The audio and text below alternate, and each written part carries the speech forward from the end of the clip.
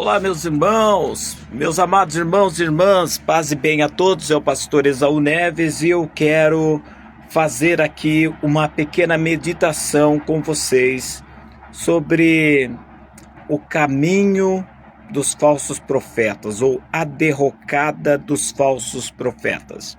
Primeiro, é interessante entender que quando fala de um falso profeta, o profeta, ele é aquela pessoa que ele recebe da mente de Deus uma capacitação para discernir dentro do ambiente da palavra. Conclusão: enquanto os ministros pregam a palavra, outros zelam da palavra como mestre, esse tem uma visão de que direção aqueles que se dizem de Deus está indo. A mente do Senhor está nele por causa da sensibilidade, de procurar viver a essência, ter um particular diferente.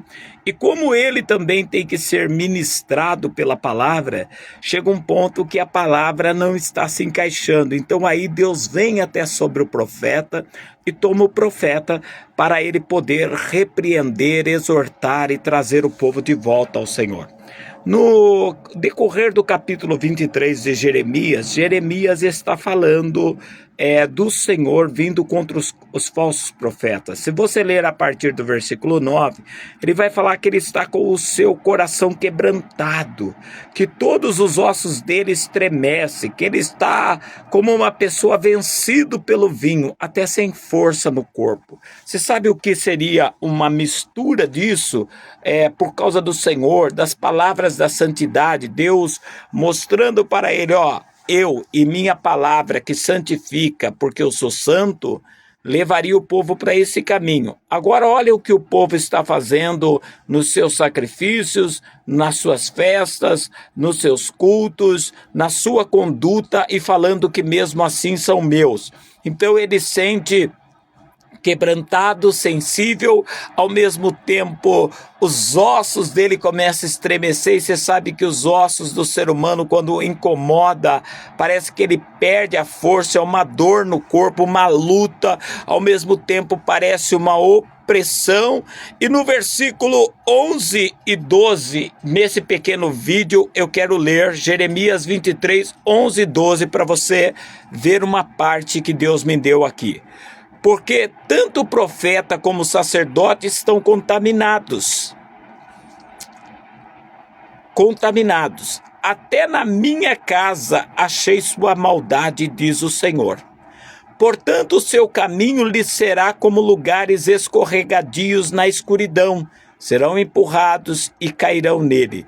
Porque trarei sobre eles mal o ano mesmo da sua visitação, diz o Senhor.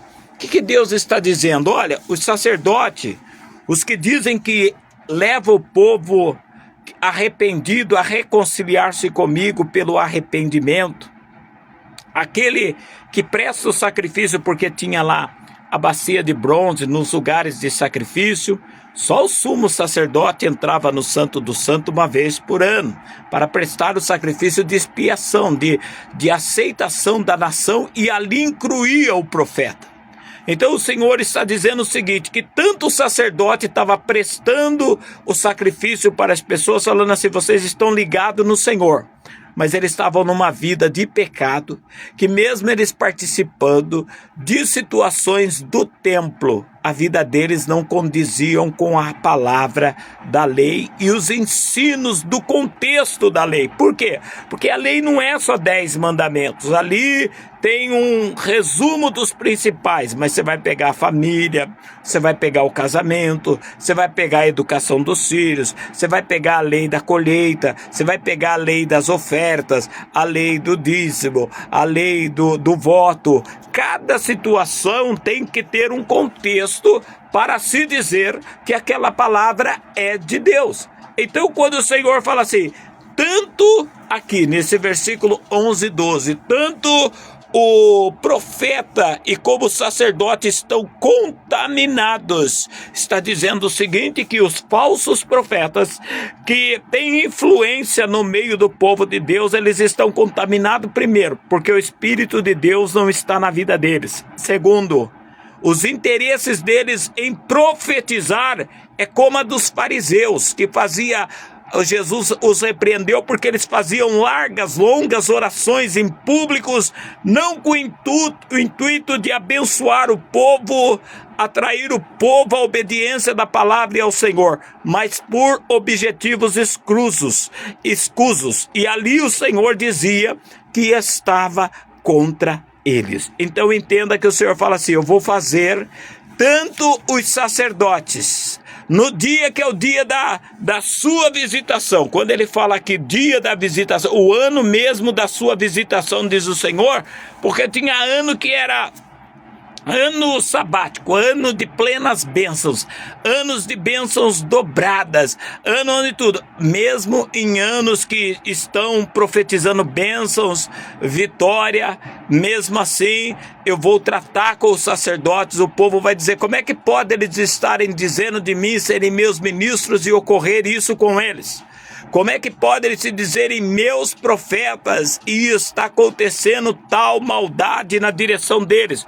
Como é que pode estarmos sendo ministrados por sacerdotes e profetas, fazendo tudo que ordena, e a nação está nessa condição? Então entenda que o Senhor fala: vou fazer eles andar, a vida deles andar como em escuridão, em lugares escorregadios. Está falando de morte, está falando de enfermidades. Você observou que hoje em dia, nesse tempo moderno, tem aí o ano de não sei o que em muitas igrejas, tipo o ano de Daniel, e as pessoas passam o ano inteiro buscando aquele propósito que a igreja determinou e a vida deles não muda. Onde está o erro? No que se diz sacerdote ministrando, que se diz pastor, no que se diz pregador, no que se diz profeta, ou está na ovelha que vai lá só levar os problemas, mas não aceita o Senhor na sua vida? É um tempo de reflexão. Observa que o Senhor fala tanto do sacerdote, 23, 11 e 12 de Jeremias. Tanto no sacerdote e no profeta eu vejo coisas más, inclusive o comportamento deles na minha casa. Então não é aquela apresentação diante do público, é a casa no contexto. Pense, somos templos do Espírito, andamos pelo Espírito, somos testemunhas de Cristo. O que está acontecendo conosco? Que Deus tenha misericórdia de nós.